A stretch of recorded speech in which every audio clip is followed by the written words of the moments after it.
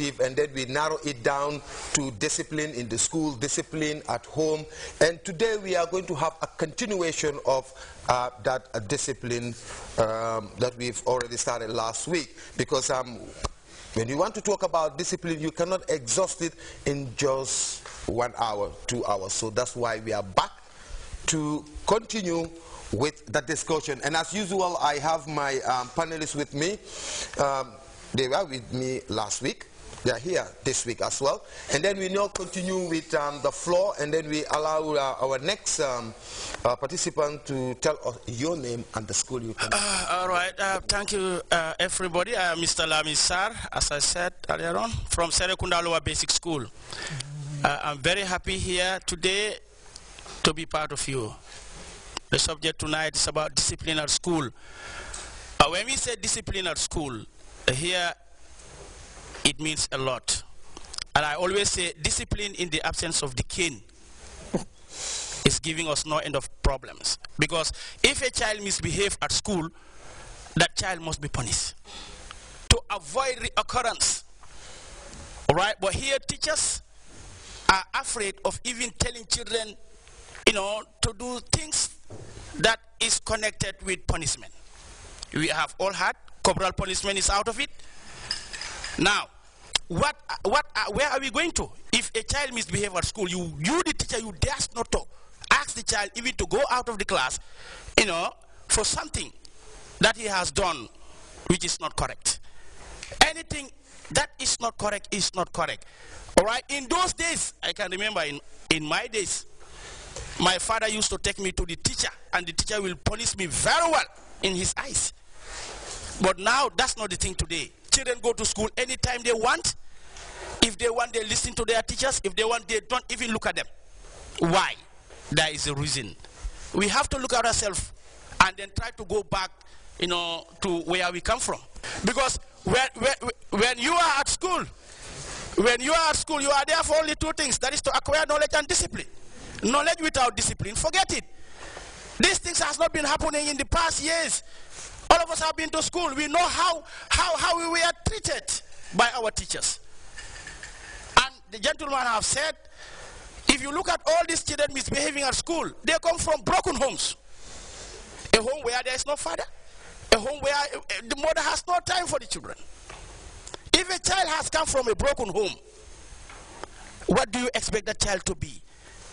Then it is from the home, then to the school. At school, we ask children, call me your mom. You say, my mom? I don't see my mom. What about your father? I don't know my father. A child who don't know his father, or a child who does not know her mother, is very difficult for that child to go through. Because that child can easily misbehave using that ground. So if we the teachers are there to punish, we are asked not to punish.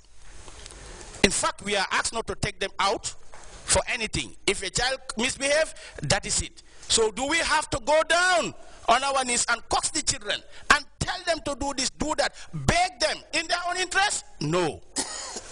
That is wrong. When you misbehave, there must be a punishment that you should face. So that tomorrow, even if you are to do it, you will think twice. Some of these children, some of them are very bad. You have good children among them, but some are very bad, as I said. And the bad ones will always want to influence the good ones. So if they are saying no to this corporal punishment, I mean, where do we go? I was punished when I was sent to school. You were punished when you were sent to school. This is why today we are what we are. So our own children now, sending them to school, we say, no, let us not punish them. Let us coax them. Let us beg them. Are you begging a child? No. You punish the child. The child knows that definitely I am punished because of so. Then tomorrow the child will never repeat it again. But all those things are phased out. Teachers are even afraid to talk to their students sometimes. Because you talk to a child, the child will go and say nonsense to the parent. I'm also a teacher of Madaha. When the teacher is not even aware, that parent will come, not even going through the administration, will go straight and attack the teacher. And they start exchanging bad words in the presence of the child. When the parent goes home, the child will say, no, my father came to the school, but my teacher knows who my father is. Who is your father? So what that father should have done to go through the administration Do you understand? And they sort it out without the child knowing. But some of these parents at home will come with their children to school and say whatever they want to say to the teacher and march out of the school. You expect that child to respect that teacher? Hell no. We must change. And as far as education is concerned, knowledge without discipline is fruitless. Forget it. Now, for these boys behind, they are sent to school for only two things. That is to acquire knowledge and discipline. Now, at school level, you cannot be more than your teacher. It's not possible. We have seen the Almudus and the Serindaras. You will go out and get something for your master. Otherwise, you know what you will get there. You know, it's all part of discipline. But here we're talking of discipline in the absence of the king. I doubt it very much. Because in my days, I was seriously disciplined. My father will take me to my teacher, and my teacher will cane me. Then I learned a lesson. But here in Africa or in the Gambia, if you deny me a cup of coffee, I will just laugh. Well, how many times sometimes I don't even drink it. All right? Sometimes I don't even drink it. So what I know is the cane. That I know. If I misbehave, I know the type of president that I have. He's going to deal with me to the letter.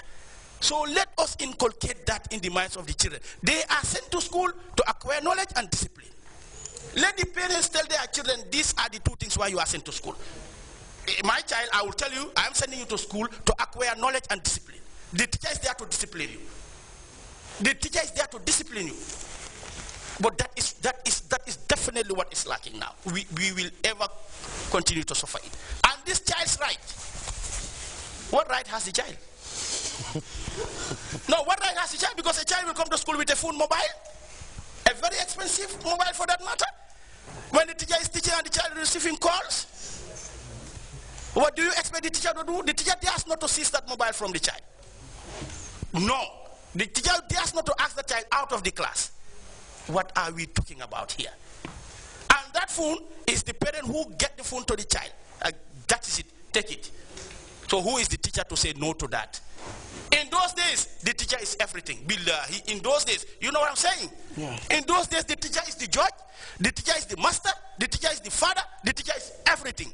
But today, the teacher is nothing. They know. Today, the teacher is just nothing. If you can just get to school and bump into a teacher and go out of that particular school.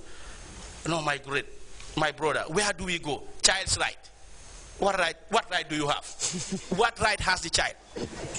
What right has the child? If the child knows this, that I am sent to school for only those two things, there will be changes. But without the child knowing this, it's always a problem. It's always a problem. I'm very sorry, so that, colleagues, sir, but there's a difference between rights and privileges. Yeah, but they don't. Some of them don't know. Sorry, let me come in.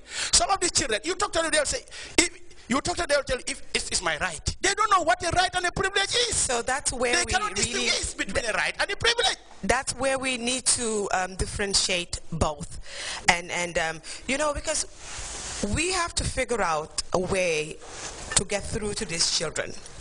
And I think this is what this conversation is all about. Oh, yeah. And I think we have to be also very careful. We can be very passionate about some of these issues, and sometimes we might even experience a parent coming and doing exactly what you said. That's and exactly I know it's a problem. But I think as a society, every society has problems. I think what we need to do as people, sit back and try to figure out where we're going, what's the problem, what we need to do, and also the parties that are involved to sit down, especially the parents and the teachers, to be able to have a dialogue, to talk about some of these issues that you're talking about, which I know is very, very real. But every person that is on this earth have rights. The children have rights too. We might not, want to believe that. But then we have to be able to differentiate the privileges with the rights. It's not your right to come to the class and disrupt the class. That's not a right.